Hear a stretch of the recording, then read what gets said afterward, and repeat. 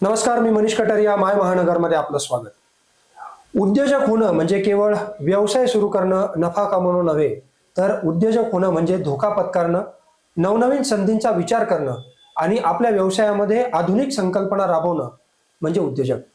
अनेक ज्येष्ठ साहित्यिक असेल, तज्ज्ञ व्यक्ती असतील, अनेक उद्योजक असतील, यांनी नेहमी एक सांगितलं की उद्योजकामध्ये सातत्यपूर्णता असणं खूप महत्त्वपूर्ण असतं आणि ज्यामध्ये प्रामाणिकपणा, सातत्यपूर्ण व्यवसाय करण्याची वृत्ती ज्याच्यामध्ये असते, तो निश्चितपणे एक यशस्वी उद्योजक होऊ शकतो.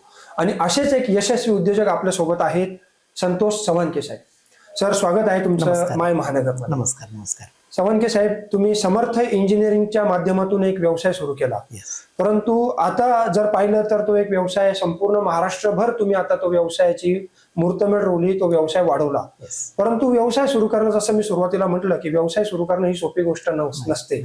तर तुमचा हा प्रवास कसा राहिला? सर, 2010 पासून मी पहिल्यापासून हार्ड वर्कर होतो.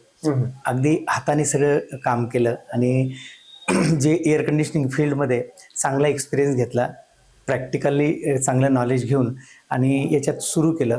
मग चॅलेंजेस खूप आले, भरपूर ठिकाणी फेल्युअर आलं, पण कन्सिस्टन्सी, सातत्य आणि चिकाटी हे सोडलं नाही. त्याच्यामुळं यश मिळत गेलं आणि नंतर नवनवीन ह्या एअर कंडिशनिंग फील्डसोबत ॲड ऑन 3-4 लाईन चालू केल्या.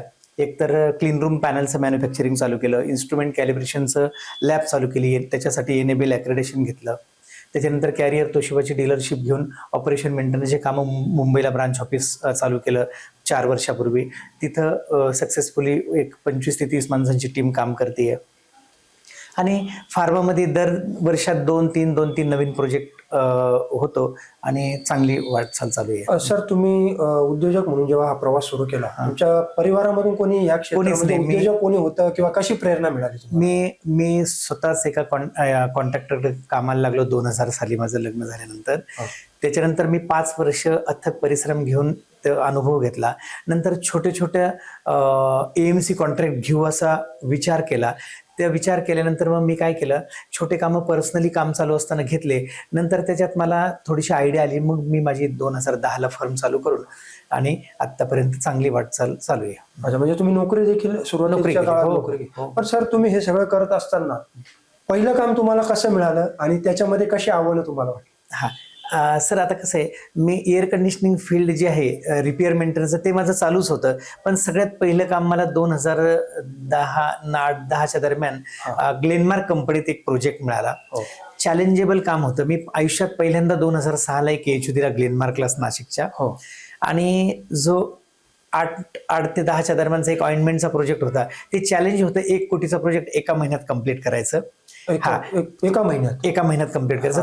तो प्रोजेक्ट मी 27व्या दिवशी हँडओव्हर केला. पण मग काय काम होतं, म्हणजे कशा प्रकारे? ते मोठं एक एरिया डिमॉलिश करून आणि पूर्ण प्रोजेक्ट करायचा होता. ऑइंटमेंटची त्यांना ग्लेनमार्कला बाहेरची ऑर्डर होती, तर ते त्यांना एका महिन्यात बिल्डिंग डिमॉलिश करून आणि पूर्ण प्रोजेक्ट एक्झिक्युशन आणि विथ हँडओव्हर करायचा होता. With trial. तर तो मी केला. त्याच्यानंतर मग मला असे सक्सेस मिळत गेले. मी आता 2 वर्षापूर्वी सिप्ला कंपनीचं एक चॅलेंजेबल काम होतं, 3 कोटीचा प्रोजेक्ट, तोही एका महिन्यात हँडओव्हर करायचा होता. तिथं एक असोसिएट डायरेक्टर होते. मी सिप्ला कंपनी माझ्यासाठी नवीन, मी पहिल्यांदा गेलो. त्यांनी माझी ट्रायल घेतली 1दा 2दा 3दा. त्यांनी ठरवलं याला काम द्यायचं. त्यांनी माझी ई बिडिंग केली. ई बिडिंगला मी एका अमाऊंटला येऊन बाहेर पडलो, पण त्यांनी ठरवलं की याला काम द्यायचं. त्यांनी मला 27 लाख रुपये प्रीमियम देऊन ते काम मलाच करायला लावलं. 3 कोटीचं काम मी एका महिन्यात हँडओव्हर केलं. तर मग सर, हे जे तुम्ही जसं सांगितलं की पहिलं काम जेव्हा तुम्हाला मिळालं ग्लेनमार्कचं, तेव्हा मनुष्यबळ तुमच्याकडे किती होतं? तुम्ही 27व्या दिवशी ते काम पूर्ण केलं. मनुष्यबळाची उपलब्धता? मनुष्यबळ आमचे कॉन्ट्रॅक्टर लोक असतात. खूप त्रास झाला. एक कॉन्ट्रॅक्टर येणार, काम करणार, अर्ध्यात सोडून जाणार, दुसरा येणार, एवढे चॅलेंजेस होते. मी 24 तास साईटवरच राहायचो. मी रात्री 2-2 वाजेपर्यंत साईटवर राहायचो, 2-3 तास झोपायचो, परत सकाळी 7 वाजता साईटवर जायचो. हे 1 महिन्यात काम संपण्यासाठी माझा प्रेझेन्स खूप मोठा होता. तुम्हाला स्वतःवर डिव्होटेड होऊन त्याच्यामध्ये स्वतःच थांबायला लागलं. आता हे कधी 2008-10ची गोष्ट. पण आता जे 1-1.5-2 वर्षापूर्वी सिप्लाचं काम केलं, मला स्वतः थांबायची गरज पडली नाही. माझी टीम बिल्ड झाली, टीम तयार झाली. माझे टीम लिडर एकदम स्ट्रॉंग झाले. मला साईटवर जायची गरज पडत नाही. कधीतरी एक साहेब लोकांना दिसण्यासाठी म्हणून मी जातो आणि फक्त एक व्हिजिट करतो. ते माणसं आमची टीम विश्वासू माणसं आहेत आणि त्या क्वालिटीचं काम तुम्ही करता. येस. सर, हे करत असताना तुम्ही समर्थ इंजिनिअरिंगची स्थापना केली. आता या फर्मच्या अंतर्गत किती संस्था आता तुम्ही स्थापन केल्या आणि त्या कशा कशा पद्धतीने काम करतात? सर आता आमचा चव्हाणके ग्रुप आहे.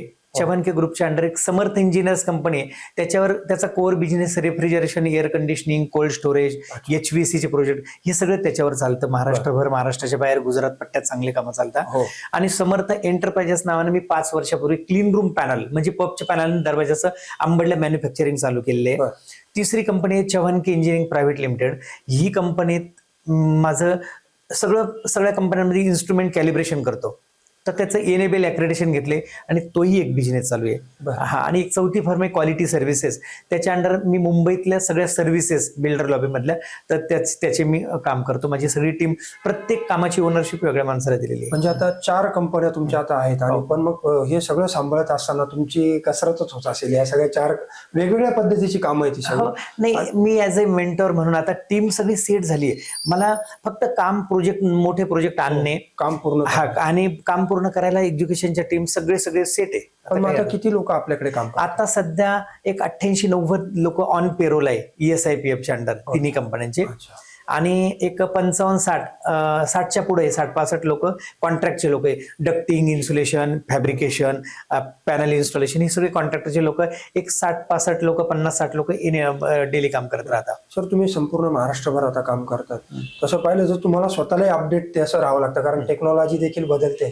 तर मग तेवढं कुशल मनुष्यबळ तुम्हाला उपलब्ध होतं का? आणि त्यांना त्याचं कुशल ठेवण्याच्या दृष्टिकोनातून तुम्ही काय विशेष प्रयत्न राबवतात का ते प्रशिक्षित राहावे कॉन्ट्रॅक्टर लोकांना ना? सर, कर्मचारी काय झालं सर, कॉन्ट्रॅक्टर लोक आता खूप कठीण आहे. पहिले कॉन्ट्रॅक्टर लोक खूप स्वस्त मिळायचे, पण UP, बिहार डक्टिंगचे, इन्सुलेशन स्टेशन सगळे लोक तिकडचे. पण आता तिकडे डेव्हलपमेंट झाली नाही, त्यांनी रेट वाढवलाय. त्याच्यामुळे ते मिळणं आता मग मी काय केलं, चांगले कॉन्ट्रॅक्टर एकदम सेट करून ठेवले.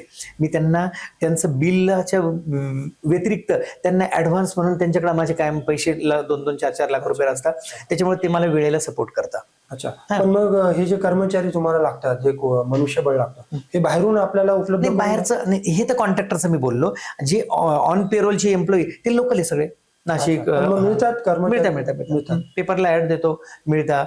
आणि कनेक्शन म्हणजे ऑटोमॅटिक ते रोलिंग होत राहतं जशी. हा सर, तुमचा सुरुवातीचा जर काळ पाहिला, तुम्ही जसं म्हटलं की मी नोकरीपासून सुरुवात केली आणि ह्या 4 संस्था एक तुम्ही आता 4 संस्था स्थापन केल्या. परिवाराचा त्याच्यामध्ये कसा सहभाग होता? तुमचा जेव्हा निर्णय त्यांनी ऐकला असेल की स्वतःच सुरू करायचं, तेव्हा त्यांच्या प्रतिक्रिया कशा होत्या आणि आता बदल कसा? आता सुरुवातीला एकदम छोटं म्हणजे अगदी किरकोळ काम चालायचं, आणि जे हळूहळू वाढत गेलं. आणि आता जी स्टेज आहे, आता घरातली सगळी टीम आहे कामाला. दोन्ही भावांची मुलं, मुली, सुनबाई, माझा मुलगा, चुलत भावांची मुलं, चुलत चुलत्यांची मुलं, जवळपास 11-12 जण काम चव्हाणके ग्रुपमध्ये कामाला. फॅमिलीतल्याच लोकांना तुम्ही आता इकडे शिफ्ट केलं, म्हणजे ह्या व्यवसायाकडे वळवलं. प्रत्येकाला एक टीम लीडर बनवलंय. आणि आता माझा असा विचार आहे की त्यांना तो जे फील्ड बघतोय तर त्याला शेअरिंग पण मी चालू केलंय की हा बिझनेस तूच आणायचा असं. अच्छा, म्हणजे त्यांनी तो बिझनेस जो आहे तो पुढे वाढवायचा, घेऊन जायचा. या 4 लाईन वाढवायच्या. याच्यानंतर हळूहळू मी फूड लाईन मध्ये एक्सपान्शन करणार, कारण मला त्यातलं पण नॉलेज आहे असं. अच्छा, मग त्याच्यामध्ये काय तुमचा मानस काय? अजून मला काय करायचंय, स्वीटकॉर्नचं नॉलेज आहे. मी स्वीटकॉर्नचं प्रोजेक्ट लावलेले 2008-10ला. तर माझा विचार आहे स्वीटकॉर्न मध्ये पण एखादं युनिट आपलं स्वतःचं असावं. आमच्या सिन्नर तालुक्यात चांगलं भोटी सिन्नर रोडला तर स्वीटकॉर्नचं चांगलं प्रोडक्शन आहे. म्हणजे तर तो पण विचार आहे माझ्या पुढच्या 2 वर्षात मला ते युनिट चालू करायचं. हे फूड इंडस्ट्रीमध्ये पण आता तुम्हाला एंट्री करायची आहे. सर, जनरली काय होतं की मराठी उद्योजक म्हणजे मराठी व्यक्ती हा उद्योजक होण्याच्या दृष्टीकोनातून पाऊल उचलताना घाबरतो. तर तुम्ही काय सांगाल की उद्योजक बनण्यासाठी कोणती कौशल्य आवश्यक असतात? सातत्य सर, धरसोड करायची नाही. सातत्य. फेल्युअर येतं, फेल होतच राहणार आहे. फेल झाल्याशिवाय सक्सेस मिळणार नाहीये. त्याच्यामुळे सातत्य ठेवलं की सक्सेस मिळणारच आहे, बाय डिफॉल्ट मिळणार आहे. त्याच्यामुळे चॅलेंजेस खूप येतात, पेमेंटचे, मार्केटमध्ये पैसे अडकण्याचे. अगदी असं वाटतं, आता माझी जी टीम लीडर आहे मुंबईला, जे क्वालिटी सर्व्हिसेस नावानं काम चालतंय, तिथं प्रतीक चव्हाणके काम बघतोय. तर त्यांनी 2 वर्षापूर्वी नाही आता मला याच्यात राहायचंच नाही, मला हे सोडू का बरं. मग त्याला शांत करायचं, थोडंसं त्याचं लक्ष डायव्हर्ट करायचं. मग ते 1-2 दिवस झाले की त्याला सांगायचं, अरे आता तू खूप चांगल्या लेवलला काम करतो, याच्या पुढे आपल्याला जायचंय. तर ते बरोबर मोटिवेट करून आणि टीम मनोबल वाढवणं. हो. म्हणजे नवीन उद्योजक बनू पाहतात त्यांना तुम्ही काय संदेश द्याल की कशा पद्धतीनं पुढे जाणं आवश्यक आहे? सर, कोणताही धंदा बिझनेस असेल त्याच्यात स्वतः झोकून द्यायचं पूर्ण, आणि चिकाटी सोडायची नाही, सक्सेस मिळणारच. अच्छा, पण मग तुम्ही पुढे आता हे तुमचा व्यवसाय सांभाळत असताना नवीन येणारी जी पिढी आहे म्हणजे उद्योग क्षेत्रात स्वतःचा व्यवसाय सुरू करा, त्यांना मार्गदर्शन म्हणून काही असं पुढे तुमच्या दृष्टिकोनात? माझ्या माइंडमध्ये माझे चव्हाणकी ग्रुप मधली जी फॅमिली एक काम बघताय ते प्रत्येक वेगळं सेक्टर बघताय. ते सोडून बाकीचे जे टीम लीडर आहे मी त्यांना पण माझे कॉन्ट्रॅक्टर बनवणार. आता मी 2-1.5 वर्षापूर्वी माझा एक चांगला स्किल्ड माणूस होता, दीपक हिवरे नावाचा. तर मी त्याला 7 वर्ष त्यांनी काम केलं. मी त्याला ते मागच्या दिवाळीला नोकरी सोडायला लावली, तुला माझा कॉन्ट्रॅक्टर बनायचंय. तर मी माझे एम्प्लॉईज त्यांना सोडून त्यांना कॉन्ट्रॅक्टर बनवतो, त्यांच्या नावानं फर्म ओपन करतोय. मी बिल्ड बनतो ना, मी स्ट्रॉंग कंपनी स्ट्रॉंग होते, कामाची देखील. आता मी तसंच करतोय. एक माणूस तयार झाला, तो त्याच्या चिकाटी आहे, त्याला साईडला काढायचं, तुला बिझनेस बनायचे आणि तुला माझाच कॉन्ट्रॅक्टर बनायचे, प्लस मार्केटमधनं पण बिझनेस आणायचा. मोठा विचार आहे सर की आपल्याच कर्मचाऱ्यांना उद्योजक बनवण्याच्या दृष्टिकोनातून तुम्ही प्रयत्न करतो. पण सर हे तुमचे वेगवेगळे फील्ड आहेत, म्हणजे 4 कंपन्या आहेत, प्रत्येक कंपनीचं काम वेगवेगळं आहे. हे सगळं करत असताना आव्हानं कशी वाटतात तुम्हाला? कोणती आव्हानं? सर, आता मार्केटमधनं बिझनेस मिळतो, पेमेंट खूप अडकतं, ते खूप मोठं चॅलेंज घ्यावं लागतं, खूप फॉलोअप घ्यायला लागतो. आणि ज्या कंपनीत मालक बसतो तिथलं काम करायला आता थोडीशी भीतीच वाटायला लागली. 2-3-4 ठिकाणी मोठे अमाऊंट अडकले, पण आता त्याला इलाज नाही, पैसे अडकतच राहणार आहे. मनाची तयारी ठेवली आहे की वर्षभराच्या बिझनेसमध्ये 2-4%, 4-5% पैसे डुबणार आहे, आणि ते डुबले तरी वाईट वाटून घ्यायचं नाही आणि पुढं त्याच्याकडे लक्ष ठेवलं तर आपलं बिझनेसकडे दुर्लक्ष होईल. त्याच्यामुळे सरळ पुढं चालत राहायचं. तर चालू आहे, हे चॅलेंजेस येतात ते पार करत पुढे जात राहायचं. निश्चितपणे हे होते संतोष चव्हाणके सर, ज्यांनी सांगितलं की मराठी माणसांनी, स्थानिक व्यक्तींनी उद्योजक होण्याच्या दृष्टिकोनातून त्यांनी काही धडे दिले, काही मार्गदर्शक तत्व सांगितली. सातत्यपूर्णता, प्रामाणिकपणा आणि विश्वासार्हता ही त्रिसूत्री जर जपली तर उद्योजक होणं हे काही अवघड नाही आणि निश्चितपणे एक यशस्वी उद्योजक या माध्यमातून घडू शकतो.